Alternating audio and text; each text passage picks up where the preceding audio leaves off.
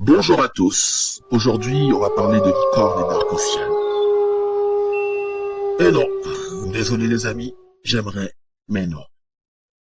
Ici, c'est au-delà des apparences et on va plutôt plonger dans les abysses de la solitude. Approchez-vous, la suite est plus sombre.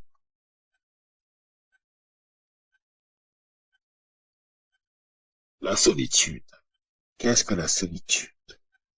Une bénédiction, une malédiction, un fardeau, un cadeau.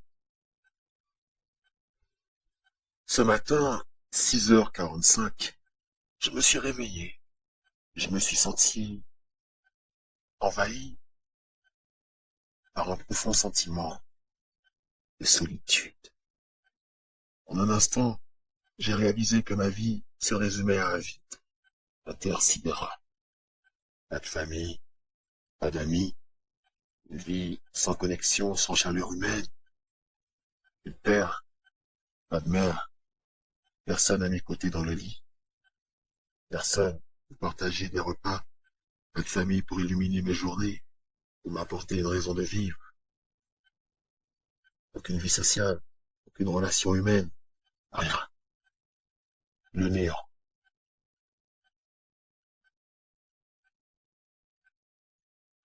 Ma vie, digne d'une vie recluse au pôle Nord. Ça, le plus beau là-dedans, c'est que c'est indépendant de ma volonté. C'est simplement profondément ancré en moi.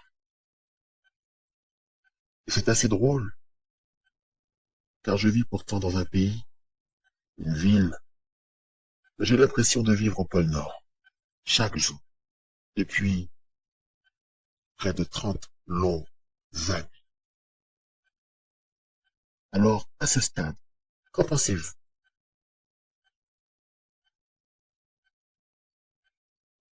Pensez-vous que la solitude est toujours un cadeau, une bénédiction, ou au contraire, un fardeau, une malédiction? Je tiens à remercier mes parents, Alpha et Beta, surtout Alpha, car grâce à ces parents exceptionnels, la prison mentale dans laquelle j'ai survécu toute mon enfance me suit même 30 ans plus tard, car je n'y arrive pas. Je n'arrive pas à créer du lien. Je n'arrive pas à sortir de cette prison sans barreaux. Et aujourd'hui, je ne sais plus. Est-ce que la vie vaut la peine d'être vécue? Est-ce que la mort vaut la peine d'être attendue?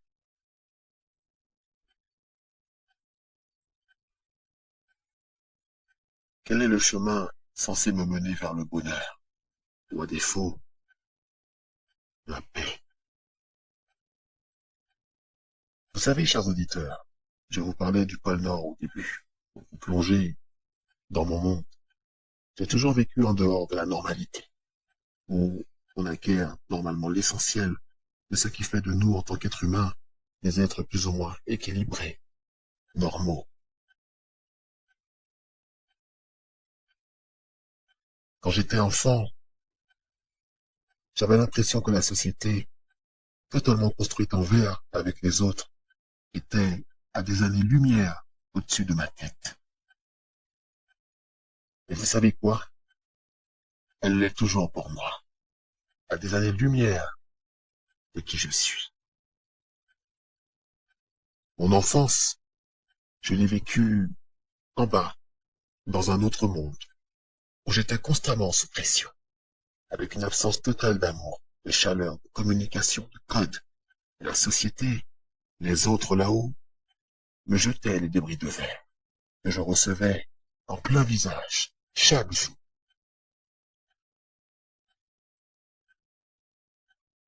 Pour illustrer, enfant, adolescent, j'étais toujours celui dont personne ne voulait à ses côtés. celui à qui l'on faisait comprendre qu'il n'avait pas sa place parmi les autres, celui qui était toujours seul, invisible,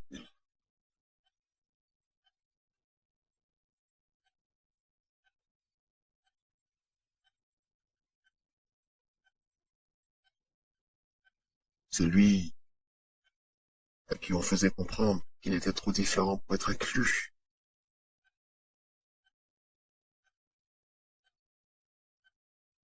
mais dont personne ne cherchait à comprendre ce qui faisait de lui une personne si différente, et pourquoi cette différence qu'il percevait, malgré lui, ne pouvait pas être une étoile parmi d'autres étoiles.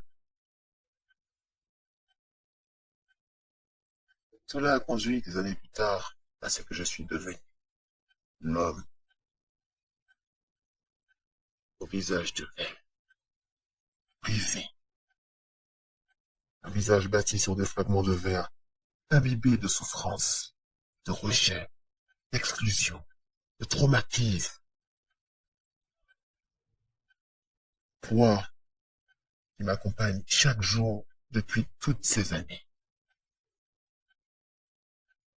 Aujourd'hui, avec énormément de recul et d'introspection, je réalise que chacune de mes cicatrices dues à toutes ces blessures causées par des forces extérieures à ma volonté reflète mes attentes des autres, de la vie, et quelque part mes amis, n'est-ce pas, ceux-là qui, en partie, m'isolent ou font que les autres me perçoivent différemment. Je pense que ces attentes vis-à-vis des autres sont normales dans un sens, mais pas forcément réalistes de l'autre côté. J'illustre ma pensée. Il est normal d'attendre non pas des autres, mais de la vie d'être aimé, apprécié, d'être reconnu simplement en tant que personne ayant de la valeur. Cela dit, il est irréaliste d'attendre des autres ce que l'on n'a pas reçu enfin. À ce niveau, je ne sais pas si quelque chose pourra apaiser, apporter ou combler ces manques, ces blessures. Je crois que dans le fond, je ne peux que vivre avec toutes ces cicatrices et tenter d'avancer vers un chemin plus sain, plus positif. Vous savez, mes amis, en parlant de chemin plus sain, plus positif, j'ai compris une chose. Un jour, j'ai croisé une personne qui m'a dit que tout n'était qu'une question d'attitude. Pour moi, j'aurais plus dit perception.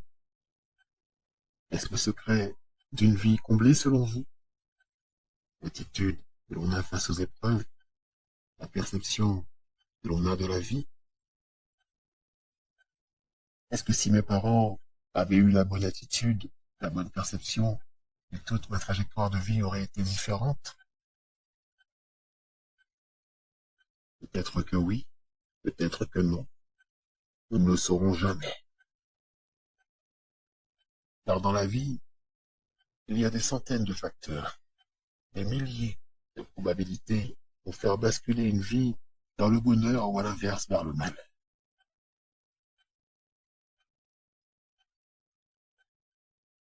En parlant de mal, il y en a un qui me ronge tout particulièrement, c'est l'isolement et l'impact profond qu'il a sur ma perception de la vie. Quand vous êtes isolé, ou que vous vous sentez isolé, vous ne pouvez pas voir les choses comme la plupart des gens avec une perception plus ou moins positive. Vous êtes tout simplement incapable d'être sur une longueur d'onde version hippie.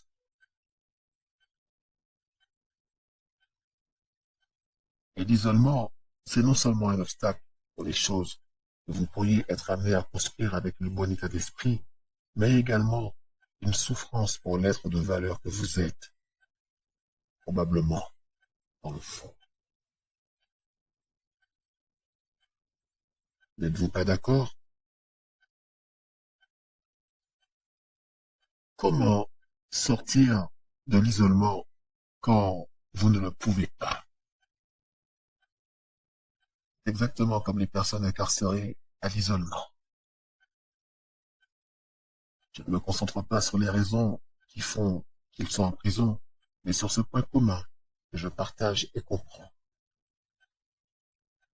L'impact est d'être obligé de vivre en retrait et exclu des autres, stigmatisé, pointé du doigt, comme si vous étiez une abomination du fait qu'une chose ou expérience de la vie vous a rendu différent aux yeux des autres.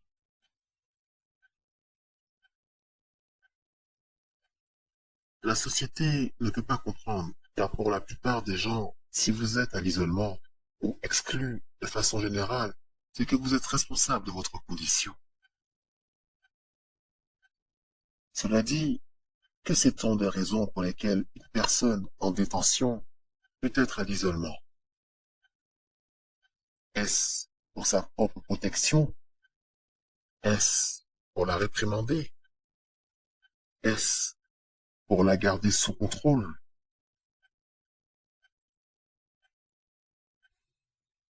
Le contrôle, justement, parlons-en du contrôle.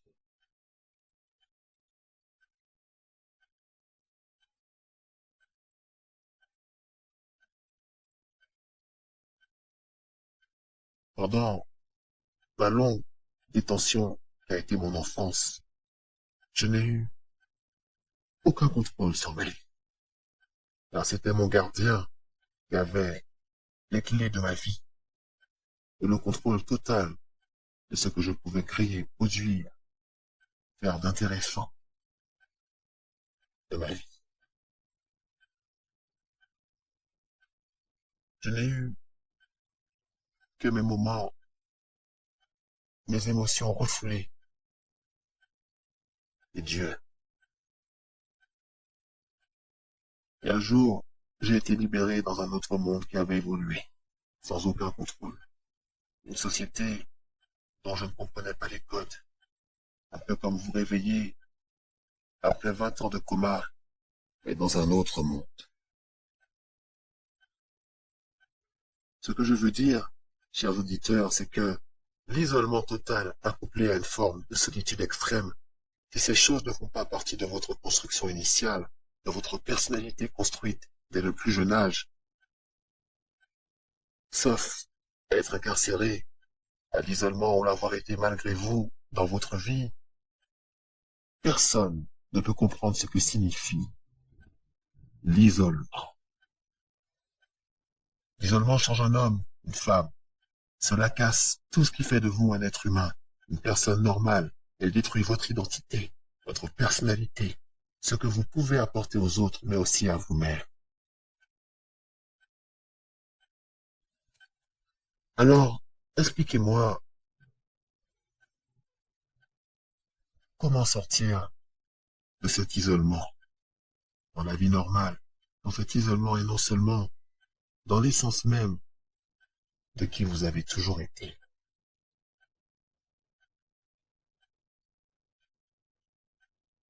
Un peu comme un schéma de vie sur lequel vous n'avez jamais eu de pouvoir. C'est une des raisons pour laquelle il m'est très difficile de comprendre comment certaines personnes qui sont condamnées pour des crimes graves ou délits graves arrivent à tenir à l'isolement, à ce genre d'isolement. Car moi, je n'ai plus les murs physiques, mais j'ai toujours les barreaux dans mon esprit. Comment arriver à scier ces barreaux? Et une fois dehors, comment arriver à vivre avec les autres? D'autres, je ne comprends pas.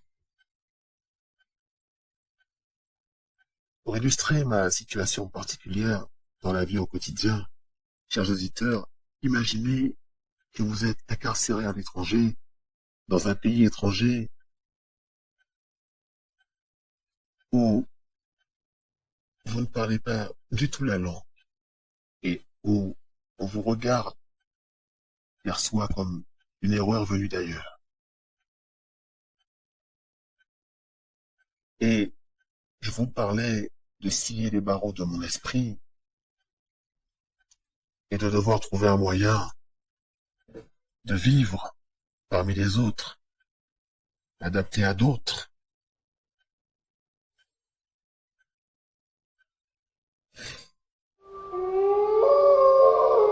C'est à ce point clé, mes amis, que je cherche une solution. Alors, scier les barreaux, je l'ai déjà fait d'une certaine façon et plus d'une fois. Vivre avec le regard des autres, plutôt leur indifférence, leur incompréhension, est beaucoup plus rude que vivre dans cette prison de l'esprit. Cette prison que j'ai toujours connue, mais dans laquelle je me suis senti au fil des années de plus en plus oppressé, à l'étroit. Aujourd'hui, qui se rapproche dangereusement des barreaux jusqu'à m'en retrouver écrasé face à ce rapport de force mentale destructeur. Être en cellule et sentir que la pièce devient au fil du temps toujours plus petite et gérer l'indifférence, le poids de votre différence et le rejet de ce qui fait votre valeur, de ce que vous pouvez apporter de beau, d'unique en tant que personne à part entière.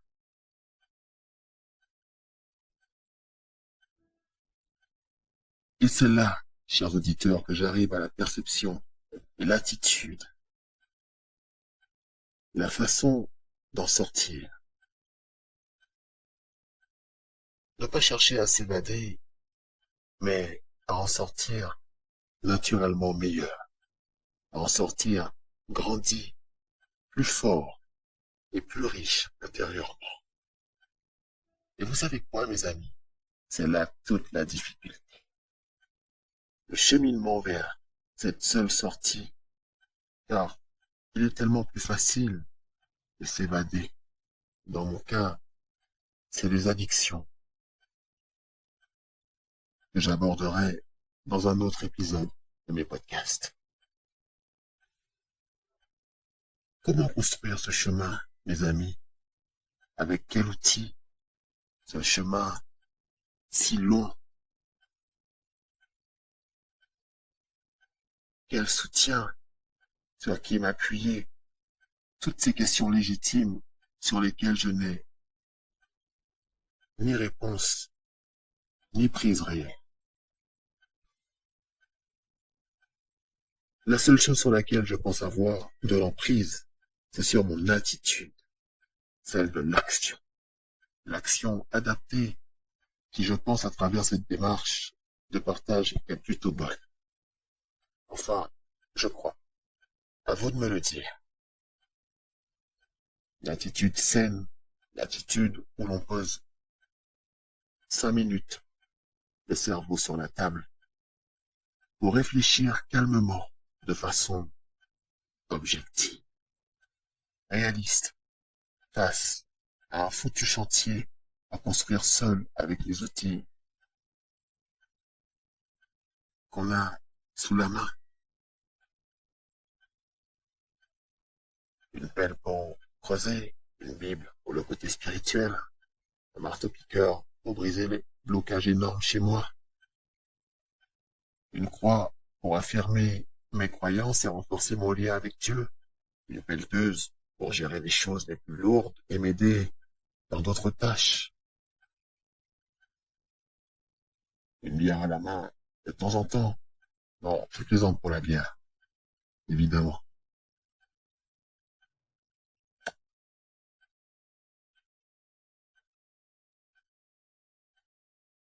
Comment mettre la première brique?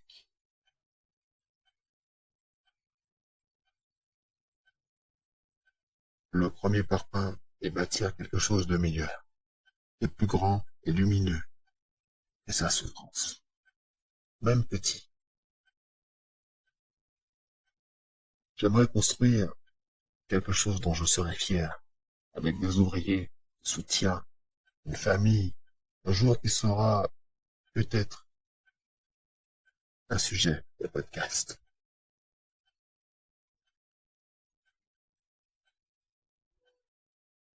Quant à la perception, je pense également être sur la bonne voie, celle de l'espoir, déjà à court terme, mais également moyen terme. Concernant le long terme, je pense que tout dépendra de ma détermination, de la constance de mes choix, action saine et adaptée à ma propre situation, qui bâtira ce long terme, prenant évidemment en compte tous les autres facteurs de la vie, de son imprévisibilité. Chers amis, chers auditeurs, vous comprenez qu'il serait profondément naïf de croire que ce long terme, que je puisse vous assurer que je suis sur cette voie, ne sachant pas moi-même de quoi demain pourrait être fait.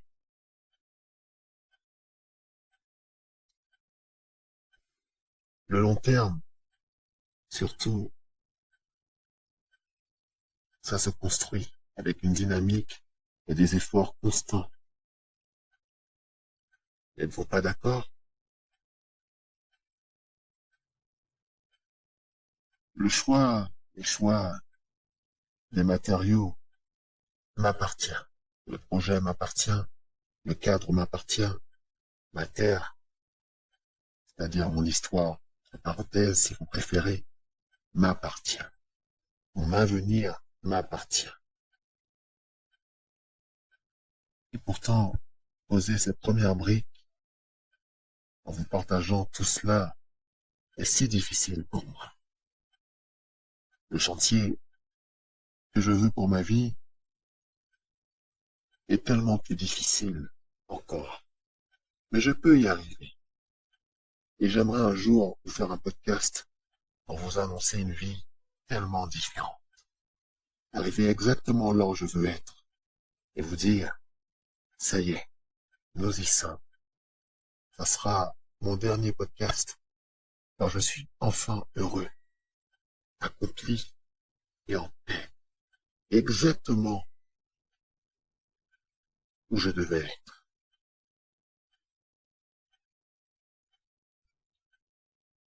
Cela dit, rassurez-vous, vu d'où je viens et au stade où j'en suis, il y a encore beaucoup de choses à raconter. Partager de ma vie et certains détails sont si démesurés, fous, spectaculaires. Mais tout ça pour vous dire qu'on est encore un peu loin de mon épisode final.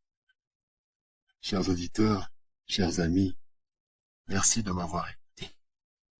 N'hésitez pas à vous abonner et à bientôt pour un nouvel épisode, peut-être sur les addictions, ou un autre sujet qui m'est familier ou propre à qui je suis. À très bientôt.